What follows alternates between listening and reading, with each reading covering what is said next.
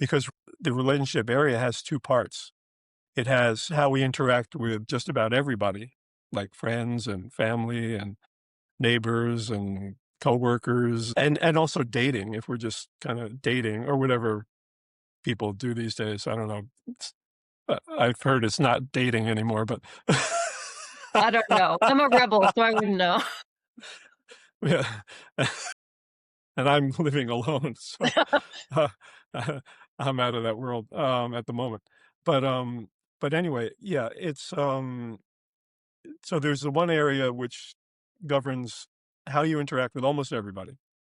Then there's the marriage area, and you're going to have a separate personality in the marriage area as opposed to your personality in the overall relating area, which I think is one of the real secrets of relationships. Like, I've never heard, I mean, maybe you have, or you could correct me if I'm wrong, but I have never heard any relationship coach or teacher or counselor or anybody who wrote a book on relationships speak about the fact that there's a difference between dating someone and actually living together with them or marrying them.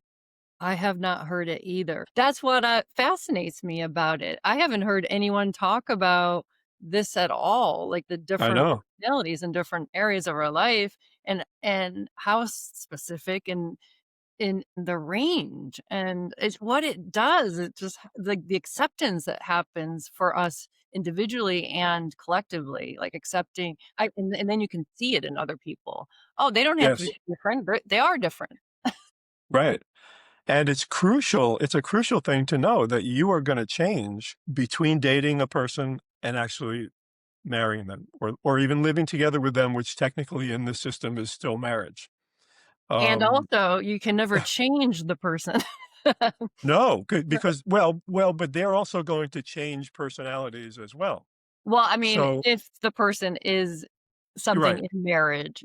right, and you can't change yourself either. Mhm, And right. and the interesting thing is you and I both have very, drastic ways of changing between dating and marriage that may almost shock the person that, we ultimately live together with or marry or whatever. Or shock ourselves. Well, yeah, if you don't know your blueprint. Right. I always wondered why, you know, every time I would get into a live-in relationship or something, before I knew my blueprint, people would say the same thing to me.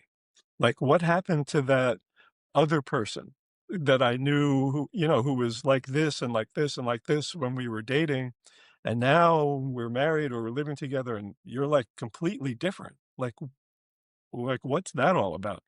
And I didn't know either. At the time, I felt guilty. But then when I knew about the blueprint stuff and I knew my own, it made complete sense. I mean, it made total sense to me that why I change in such a radical way and that it's okay.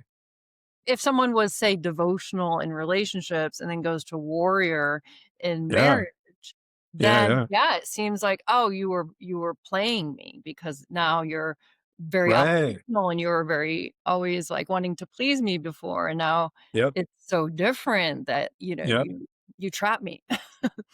Right. And it's not that real. I mean, maybe occasionally Yeah. someone actually is doing that, but it's ideally it's not that. It's just that we have two different personalities in those two areas, and they are going to change. Now, not everybody changes that drastically as you and I do, but it is possible.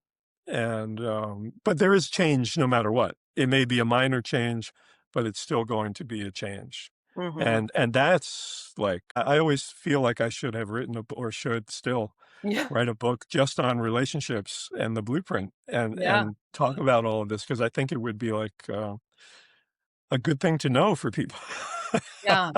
Definitely. I Maybe mean, I'd have a bestseller. I think so. I think, it's never too late. Yeah. Well, we'll see.